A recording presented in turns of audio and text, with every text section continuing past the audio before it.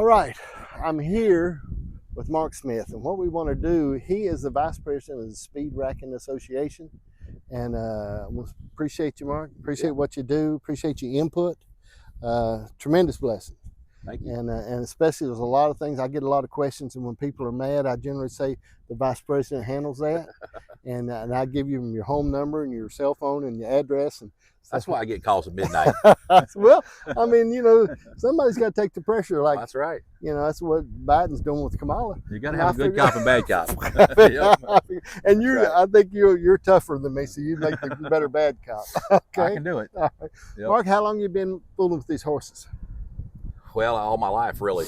I mean, we had horses growing up. I think I rode my first horse when I was 4 years old. Yeah. And then I joined the Army when I was 17, so I kind of got out of it for about 15 years, I guess. Right. Then I got back into Rocky Mountains. And I was living in Kentucky, and we had just got out of the Army and started out with one. Next thing I know, we had 50. Right. Then we moved around a little bit more, went back to work for the Army, and ended up in Alabama and started with the racking horses. And we'd been showing racking horses throughout the years, just here and there in Kentucky and a little bit everywhere. And had been to Decatur a couple times. Never really did any good, but it was always fun. Right. But seriously, getting back into it seriously, probably the last 5 years, and it's really all because of my daughter. She always saw pictures of me and my wife showing horses, and she never had ridden a horse before she was 13 years old. Man. So she's 17 now, and she'll ride anything. And she's doing it, and she really does exceptionally well. She's learned a lot. I mean, she looks like she's got the hands for it. I watch her ride, and I can see her. She don't seem to get frustrated. If she does, you don't know it. Yeah. You know what I mean? And that's if nobody knows it and you get frustrated, then it's really not the same. You're okay. That's right. And she won't listen to a thing I tell her. Well, that makes sense. Well, let me tell you, this is what happened last night. Red Country Speed was in there, and the ladies' class seems to always get a little fast. Oh, yeah. Okay, all right. So why? I'll give you my theory on this, and I shared this last night. The ladies don't seem to listen, usually because it's a man saying it. And I constantly say, you need to slow down, but I think I need a female to say it. But, females don't listen to females sometimes either. Right. So, I don't know, but it seems like the ladies get fast, man. They're a lot faster than the men, and maybe because they're not afraid. Well, and maybe we're a little more timid than they are these days. Yeah, well, they asked me, I think Amanda Dutton asked me last night, I said, well, why do you think the ladies do that? I said, well, because y'all are mean. I said, and you're riding against each other so hard. Yep. I said, no. But anyway, it was Kendra that asked me, and I said, because y'all got a little bit of a mean streak, and I said, you won't just ease back there. You want to compete so hard. Yeah, they're very competitive. Yeah. Very competitive. But see, now when men show, we're not like it. We're just, we're talking on the lineup. Hey, good job, guys. How are you doing? Ain't none of that in the ladies' class. No. They're all extremely.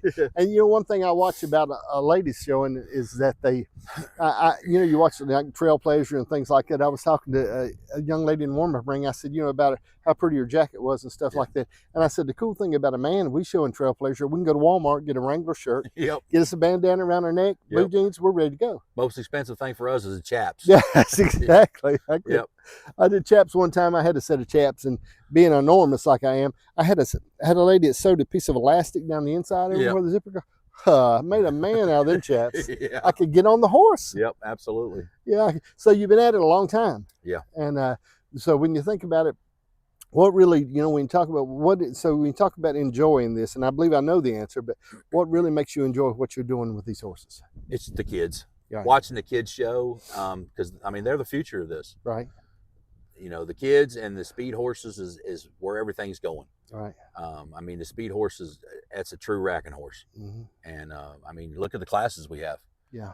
Throughout, anytime you go to a show, the cheers for the speed classes are just out of this world. Yeah. And everybody loves it. The speed of it and the smoothness of it. Right. And the competition that's out there today, it's just unbelievable. Horses getting fast. Very fast. They really are. And I know we can talk about a pace and a true rack, and we can talk about that.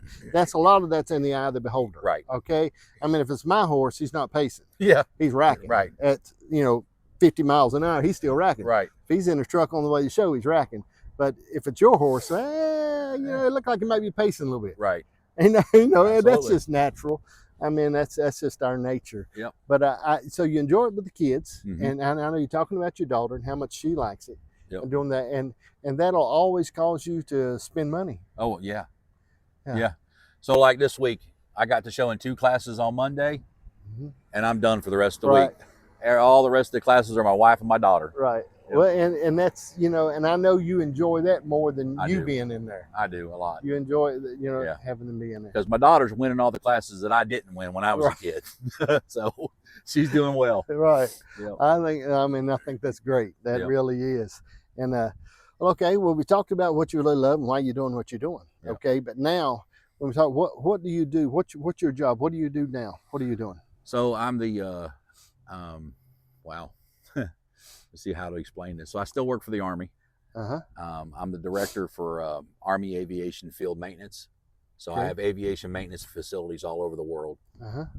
Iraq, Germany, Korea, everywhere where there's soldiers, I have people there. Right. So we have about 3,000 people all over the world. Man. And we just fix helicopters. Yeah. Yep. That's neat. Yep.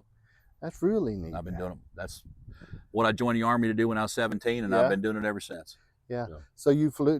And no, I was always been maintenance. Maintenance. Okay. Yeah, always been fixing. Well, somebody's got to keep them in the air. Yeah. I got 39 hours on my pilot license. Oh, really? Yeah, I need one more hour, and I think my mom prayed me out of it. I think what happened. I really enjoyed it. Yeah. I enjoyed flying. I really did. But I haven't flown in a while. The last time I flew was probably 5-6 years ago in Afghanistan. Right. But I don't get to fly very often anymore. But, right. Well, I think that's great. Well, I know you have to have a good job to afford this lavish lifestyle that you have to live with these horses. That's right. I'm sure that you can know that it. Yep. I mean, and a lot of people, you know, we talk a lot. I talk to a lot of different people, and we talk about what it costs to do what you do. Yeah. I mean, it's fun and it's great for your kids, but it's not. I can imagine it's not. It's not cheap at all. No. I mean, it's. I mean, if you look at it, just coming up here for one horse. If you're showing in multiple classes, it's $1,000. Exactly. The time you buy your rider's card. I have got back and be nothing on the screen. Well, that would, we'd have to start over. It depresses me. All right. Well, all right. So we're talking about it does take a lot to do what you do. It really does. And you think about it, and over the years, just like everything else, it does get more expensive. Yeah. It takes more to do it, and it's just a natural. Right. And you take a facility like this, like we're at here in Shelbyville. This is a nice place. It is a nice place. I mean, the barns are nice. Yeah. You don't have a lot of nails and screws sticking out of the walls, and stuff ain't falling down. The lights and plugins work. Okay. You got a great warm-up area. Yeah. Place to warm up, but it takes and it does cost money to have a nice place to do this at. They take real good care of us up here. I still think we need to get back to Alabama. I mean, that's the home of the Rack and Horse, and I know everybody misses Decatur. But eventually, I hope someday we get back to where it started. Now you and I can argue about that. Okay, I don't mind. I like to have a little discourse. Now I love it here. Yeah. Okay, I just love it, and I liked the Decatur, and I liked everything there, and I thought that was great, and that was the home of the Rack and Horse. But I just think about. I'm always looking for things to grow and evolution. Yeah. Okay, and I think what I'm seeing here is we're picking up. There's different walking horse trainers are starting to come. There is. This is a horse country. Okay, and these people are set up. Not just here when you drive off the grounds. If you need to get your suit altered, if you need to get something done, if you need more tack, if you need anything, this is horse country. And I know what you're talking about. I understand your point. I just think we need a home. Right. You know, as long as this is the walking horse home, it's not going to be the Rack and Horse home. Right. Whether it's in Shelbyville or Alabama or Kentucky or wherever it is, we need a home. Yeah. Well, maybe we could carve off a corner back here. Yeah. We put a Rack and Horse sign up somewhere. We could get one of them storage buildings and have it a little mini. What do they call them? Mini condos, Anyhow, absolutely. But well, all right. So we know what we're doing in that respect. All right, let's talk about this just a little bit. Right. When we talk about the strength of a marriage and a good family. Yeah. Okay. What do you think are some of the cornerstones of a good marriage? Just do whatever your wife tells you to do. That's too easy. I'm not going to let you borrow that one. Anybody can say that. I mean, honestly, it's communication. Communication? Yeah. Yeah. It doesn't matter what you're doing or what your wife's doing. As long as you're communicating and you're on the same page, right? Everything else falls into place. Yeah. And I've had a lot of people tell me respect. Well, yeah, and that comes, I think that comes with communication. Yeah. If you're not talking, you can't respect anybody. So whether it's with your marriage or with, friends or people or business partners, I mean, it's all respect and communication. Right. Yeah, absolutely. I think that there's a point there that I've seen people treat people they love worse than people that they just know. Sometimes. And that's a real thing you have to get a hold. You have to consciously, the Bible talks about bridling my tongue. Yep. Bringing my thoughts into captivity. Right. And I think the same things when we're dealing with people that we love and people around us is to do that. And I check myself a lot. Absolutely. Okay. I mean, I take time and check myself, and I apologize. I tend to get a little short, sound short. Yeah, I don't mean it, but I sound short. Yep. But we have to apologize. Absolutely. Yeah. Yeah. There's no problem with apologizing. When you're wrong, you should tell them you're sorry. All right. So then we're leading into something really interesting here. Here we go. All right. So if you're saying that the respect and all that stuff, and that sounds good. That's a good answer. It sounds like something Oprah would say. Yeah. Right. You're really done good. Yeah. So how can you improve as a husband? Not as this other stuff, father and the equipment that makes, no, as a husband, how can you improve? So back to the communication thing. Right. Sometimes I need to listen more because I do have a problem with that. And I do get short. Right. I know what I want. And I know how I want to do it. And sometimes that's not the same thing as what she wants. Right. So you got to listen. You got to listen to what they tell you. Right. And I'm not saying do everything that they say, but you still got to listen. Got to listen. We got to see their point of view. Right, absolutely. And I think it's a challenge. Yeah, absolutely. I mean, if you're going to be a team, be a team. Right. Yeah. But I think it's a challenge though for people with different character traits like you have. Yeah. Okay, you've got a sort of a leadership character trait. Right. And a little bit of and it may come, I don't know if it comes from military or where, but you've got it that way about you. So but we can't manage our family like we do our business. Yeah, and it gets difficult sometimes because you're used to doing it all day long, every day, right? Right. And you go home and she's like, I don't work for you. That's good. Yeah. I like that. I mean, and you got to remember that. You have to remember that. Yeah. Well, what about picking up after yourself? Are you good at that? Yeah. Well, if you ask her, maybe not, but I think I am. Well, maybe she needs to take pictures. One thing she'll tell me is like, you left the cheese wrappers on the counter again, Mark. I'm like, well, if that's all I'm leaving on the counter, then I'm doing pretty good. See, that's not what you're supposed to say. You're right. Okay, but see, we followed up with that double-edged thing in there. Yeah. What I tell you, that's like my wife asked me the other day. Janice said just a couple of days ago, she said, I hope you have a better attitude today than you had yesterday. Yeah. And I've heard that too. I said, well, this is my answer. I said, how would I know? Right. Because I didn't know I had a bad one yesterday. Yeah. So how could I, in comparison, say it's better today? Right. Absolutely. Yeah. So improvement, you're saying listen and communicate. Listen and communicate. Yeah. And because if you do have a bad attitude, I want her to tell me that. Let you know. Yeah. Then you can fix it. Right? Yeah. That's it. Well, you can try to do better. Right. And we can get a hold of it. That's right. Well, we've talked about you doing better. I like that. Yeah. Anytime I can deflect to somebody else improving themselves, I feel better. Let's talk about this. When we talk about money. Yeah. Managing your money, right? Where you can do something like you do now, right? Where you can do this with your children, you can do this with your wife, right? You can do it with your family. I mean, what are some keys that you think would help you would help other people as far as managing their money? It's important. It really is important. It is important, and it can get hard, especially with the inflation rates the way they are today. I mean, people living paycheck to paycheck. I mean, how do you keep doing what we're doing when inflation's up 10-15% all the time? Right.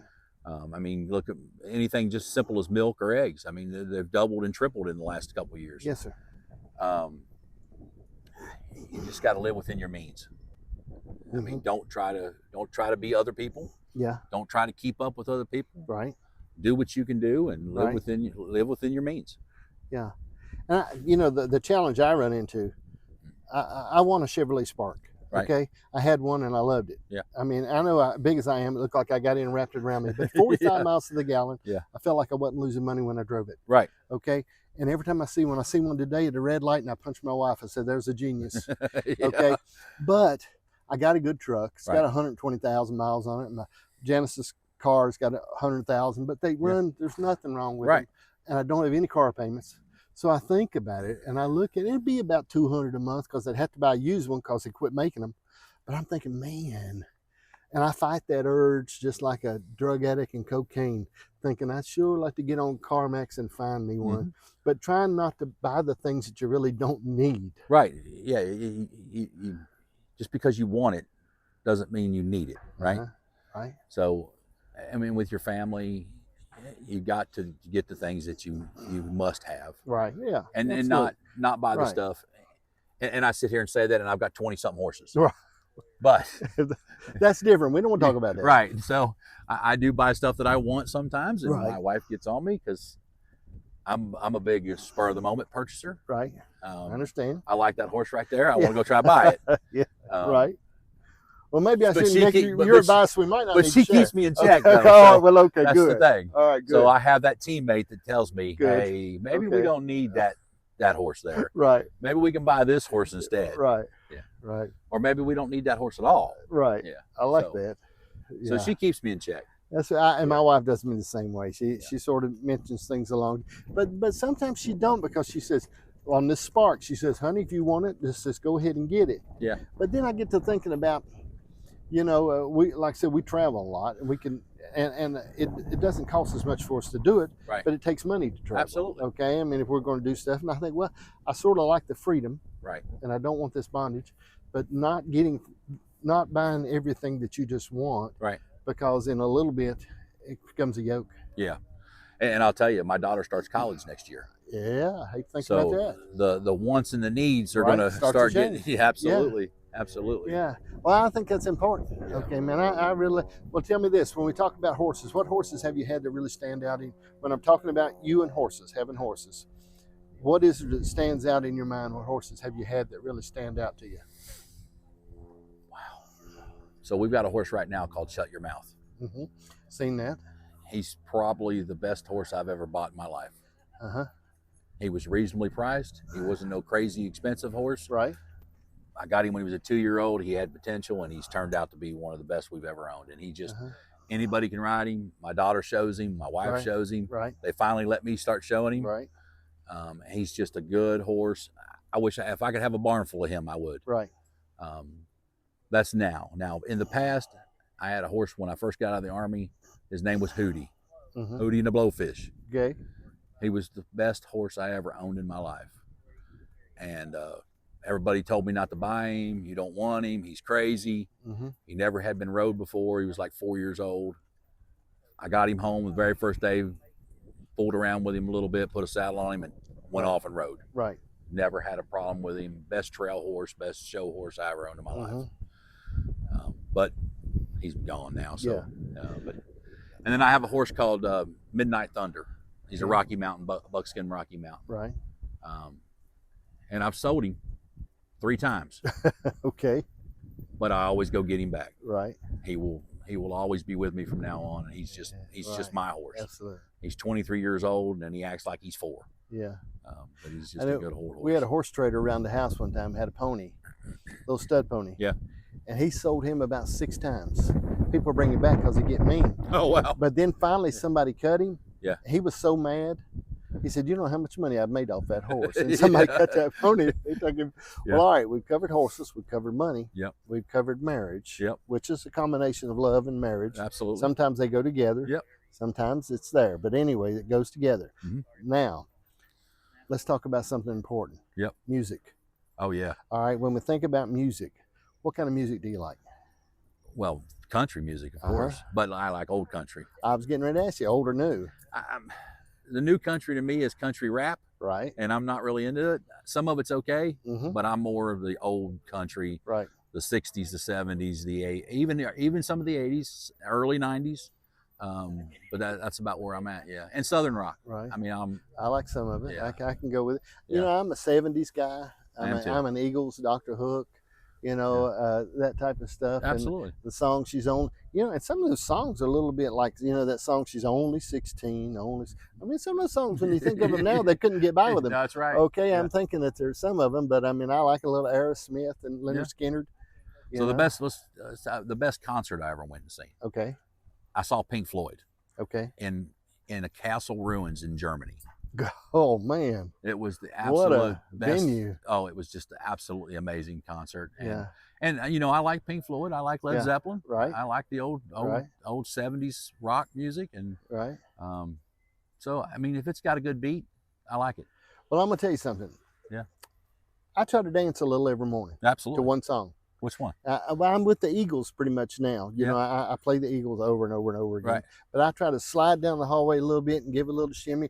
And it makes my wife smile. Oh yeah, I I bet. don't know if she's laughing at me. Yeah. Okay. Now sometimes it takes me a little while to get going. Right. Okay. But when I get to shimmying to that song, Yeah. I mean, it just seems to brighten the whole day up. Yeah. And I think everybody should get a little dance in the mornings. Well, it'll make the day a lot better. You know, the only thing I haven't got that I want to get that's on my list, I want to change in my lifestyle.